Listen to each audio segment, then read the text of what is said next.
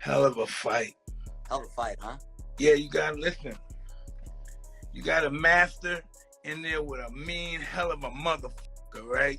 Mike Tyson recently praised former unified champion Errol Spence Jr. as a mean motherfucker while discussing Spence's highly anticipated comeback fight against Tim Tszyu. Tyson breaks down how styles make fights by focusing on Errol Spence Jr.'s grueling war against Sean Porter and his terrifying ability to rally back from a brutal knockdown to stop Yordenis Ugas. I used to look at the fight that Terrence had with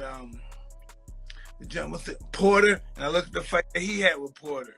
He handled Porter so easily when it was up and down fight with Spence. But then again, styles make fights. Exactly. The last fight Spence had with the Cuban, god damn.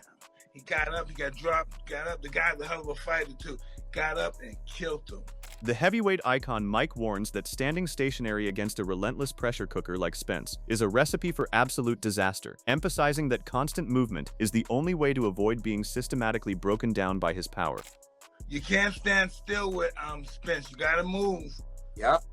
Southpaw too. Yeah, he has to do a lot of movement. He has to do a lot of movement. Because if you stand still, he'll break you down. You can't let him on you. Spence.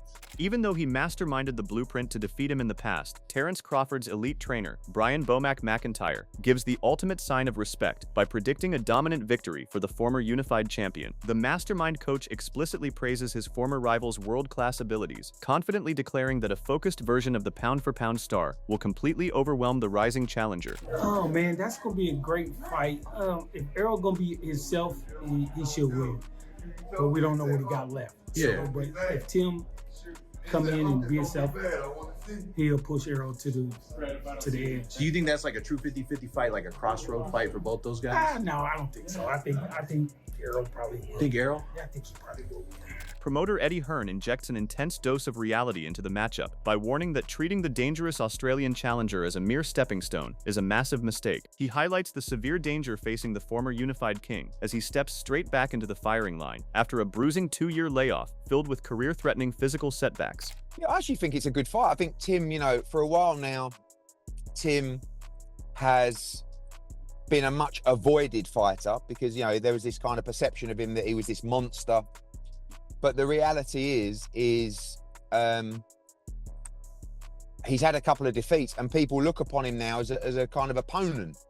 And that's what Errol Spence's team are doing. But I think Tim's more than an opponent. I think he's a very good fighter and I think he's got a lot about him. And I think it's a very dangerous fight for Errol Spence to come back to.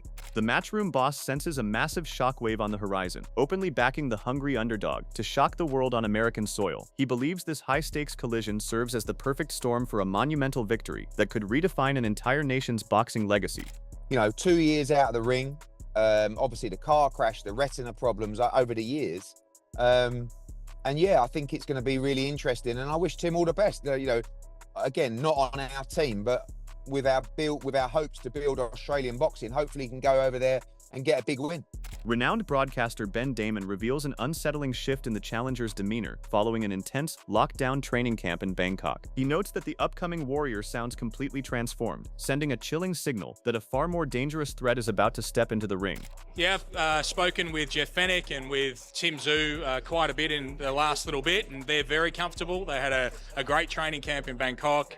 It's a very different sounding Tim Tszyu. You interviewed him the other day. Did you get that sense? There's a different feeling to him at the moment. I don't know if I can put my finger on it. Could you? The expert voice highlights a crucial weapon in the challenger's corner, pointing out that pairing up with a legendary Australian coach will push his desire to a terrifying new level. He believes this iconic mentorship will give the hungry fighter the precise mental edge needed to charge through brick walls when the battle turns into a brutal war of attrition. We've seen so many versions of him over the years, and we've been so close to him throughout that period, but that's the thing about Jeff, and I know there's plenty of people who will dispute whether Jeff's the right option for him at this stage, and I'm obviously close with Jeff, but I can't see that he's going to be less driven, less confident, less motivated, or less capable in this fight with Jeff Fenech being in his corner. I think he's going to go to a new level of desire,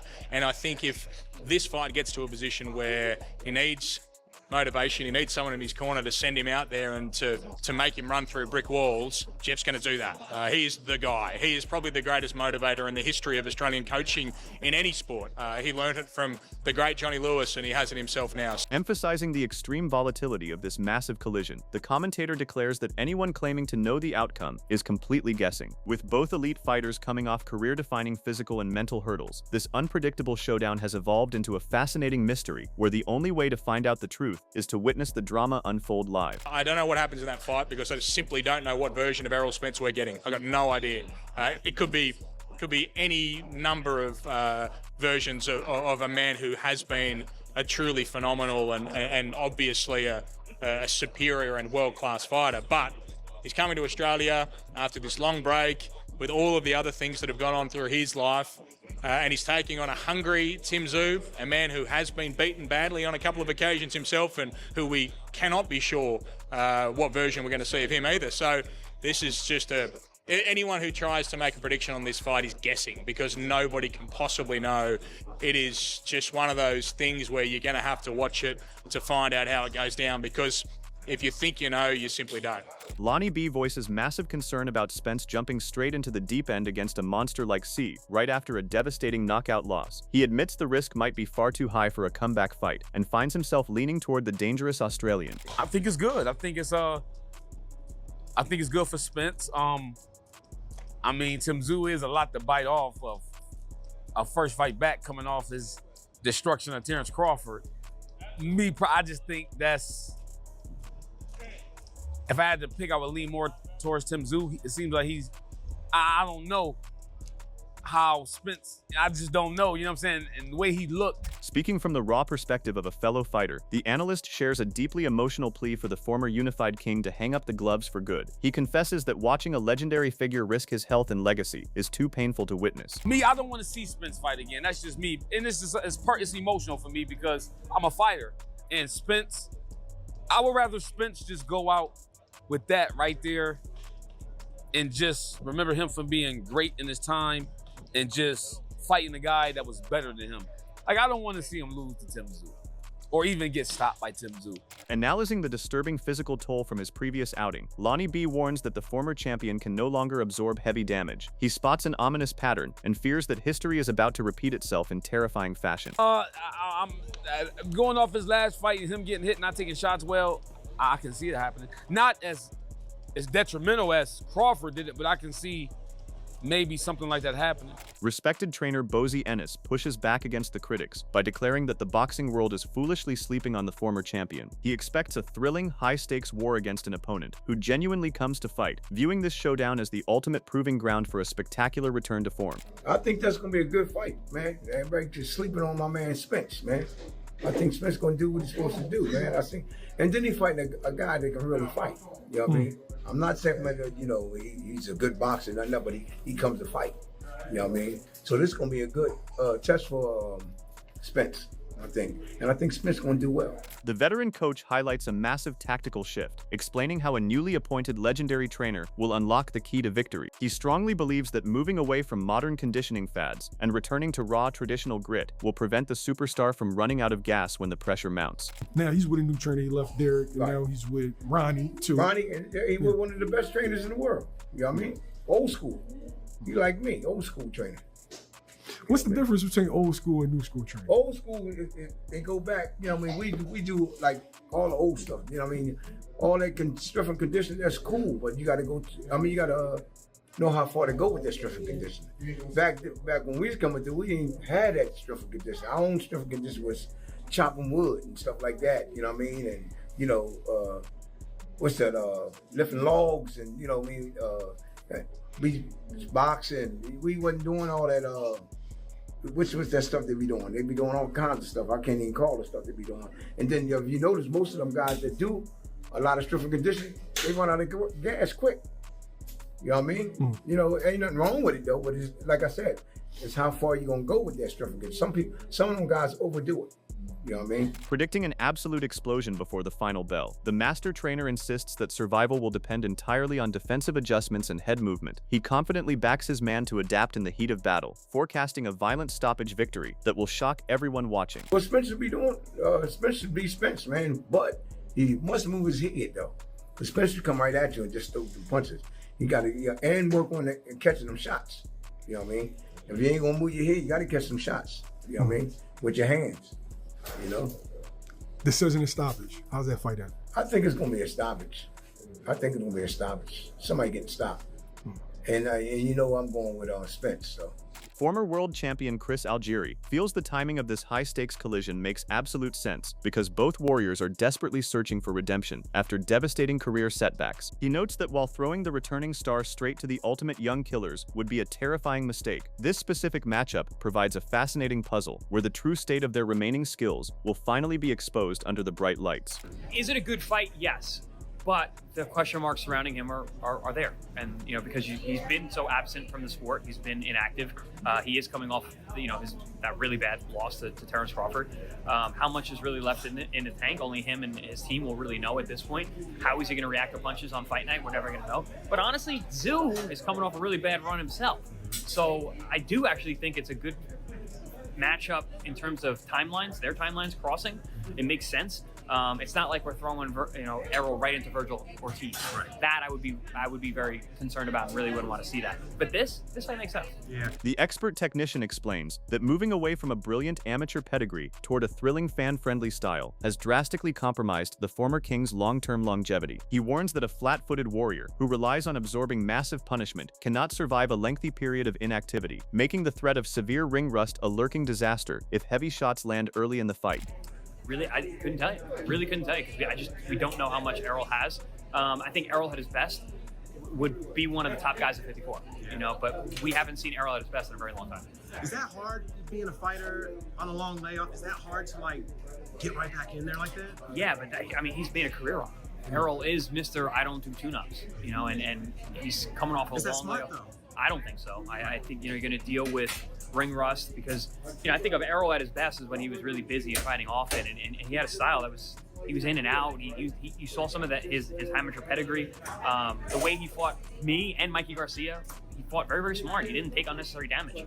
But later on in his career, you saw him. He was a little more flat-footed. He was more willing to engage. He was way more fun to watch. But that's not made for longevity, you know. And when you're not fighting as often, your timing's a little off. You get hit with big punches early on. And getting hit with big shots, I don't care who you are, it adds up. Delving into the dark history of the devastating physical toll, the veteran analyst reminds the boxing world of forgotten medical scares and multiple horrific accidents that secretly compromised a once legendary body. He emphasizes that pulling out of past dates due to physical malfunctions was an ominous warning sign, leaving everyone to wonder if those deep physical scars will completely shatter the dream of a successful comeback. The car accidents are always a question, you know, because that was major, man. If you lose consciousness and you knock out teeth, I mean, obviously you're also your body. And there was a second car accident too that a lot of people forgot about. He actually called off a fight because they pushed off a fight date because his body wasn't right. That's not a good sign. It was never a good sign. That always concerned me. So you got to expect that had something to do with it, just in general. The way his career was starting to end up. But yeah, I don't know. Maybe it could have been an entertainment thing because he was wildly popular and people like guys who are going to stand and bang. I don't know. I really couldn't put my finger on it. Unified champion Sebastian Fundora believes that while the Australian challenger has tasted defeat, his constant activity gives him a massive physical edge over a dormant rival. He points out that a crushing knockout loss combined with a total vanishing act from the sport creates a far deeper hole to climb out of than simply bouncing back from a regular judge's decision. I think it's an interesting fight, you know. This guy's been losing. Tszyu's been losing, but at least he's been active, you know? At least he's been active. Spence hasn't been seen anywhere in boxing, in the ring, wise. Yeah. But I don't know. I think losing to Crawford like that, then taking the layoff like that, and then getting the car accidents, these things are bigger losses than just the losses that Tszyu had, you know? The towering champion admits that while the American superstar still possesses the lethal power to end the night early, the sheer length of his hiatus makes a triumphant return highly unlikely. He insists that expecting an athlete to step away from the sport for years and magically reappear as the exact same dominant force is an impossible fairy tale. I favor Tszyu in the fight. I won't be surprised if Spence knocks him out or win. I mean, Spence is still one of the top dogs, you know. You can never take that away from him, you know. But it's just too much of a layoff, you know. That's way too much of a layoff for anybody in anything, you know. You just can't expect to come back into the ring and be that guy who you were before. Drawing a sharp comparison to a racing driver losing their edge, the champion heavily criticizes the reckless decision to skip traditional tune-up fights entirely. He warns that trying to reclaim global supremacy against an elite predator without shaking off layers of ring rust first is a dangerous gamble that usually ends in disaster. Because you want to be comfortable with what you're doing, you know. You can't get your license or whatever and drive, become a NASCAR driver, then take 5 years off or whatever, and expect to be the top guy again, especially at the top. You know, if Spence was to come in and fight a Joey Spencer or whoever like that, you know, of that degree, and then maybe two fights like that, and then come back and fight Tszyu, at least the activity's there, at least some of the rust is off, you know, or all the rust is off. But to just jump in back to the world championship level, you can't expect to be at that level right away. Concluding his analysis, Fundora acknowledges that only a few legendary anomalies in boxing history possess the mythical ability to conquer long layoffs and instantly perform miracles. He leaves the sporting world in suspense, wondering if the returning warrior is truly one of those rare chosen entities, or if he is about to face a harsh reality check. Absolutely, absolutely. You need to see where you're at. How are you gonna come out? But then, you know, there's people like a Pacquiao that just don't need it at all. They just special. You get the special people, a Bernard Hopkins or George Foreman. They just come out of nowhere and they're like, you know what? I remember how to do this. So I guess it just depends on the person. Maybe Spence is one of those guys, but usually it's not that case. Top contender Brian Mendoza provides a thrilling inside look after sharing intense sparring rounds with the former champion, revealing that his world-class work ethic remains fully intact. He states that this is not a fighter looking for an easy payday, but a man obsessed with daily self-improvement who is treating the gym like a high-stakes game of physical chess. I think his punch resistance is there, and the work ethic, and like I said, you know, just the work that he's doing in the gym is not of someone that's clocking in, trying to show up for a check and trying to be like, oh, you know, let's see what we can do. Like he's fully locked in. He cares about improving each and every day, and that's what I respected. And you know, at the end of the day, I even told him, you know, when I was leaving that, like, you know, I appreciate him having me out. That it was just fun, you know, being in that type of high-level chess match again, where I can't just, you know, I'm not just using the same bag of tricks every day. I have to go home from the sparring and think about, okay, well, what am I gonna do next time? You caught me with this. Those are signs of someone that is really thinking, still loves what they do. He has a passion for it, and that, along with, you know, I feel like this time that he's had off has helped him recover. So I feel like that mixed with his punch resistance, you know, being there, and just Spence being Spence, man. I think he's going to give him a hell of a fight. And this high-stakes collision is the ultimate gamble, where the line between a legendary resurgence and a career-ending mistake is razor-thin. Can the former unified king shake off years of ring rust and trauma to reclaim his throne? Or will the hungry challenger seize the perfect opportunity to orchestrate a monumental upset? It is an unpredictable mystery that has the entire sporting world completely on edge. We want to hear your predictions, so head down to the comments section below and let us know who you think will leave the ring victorious.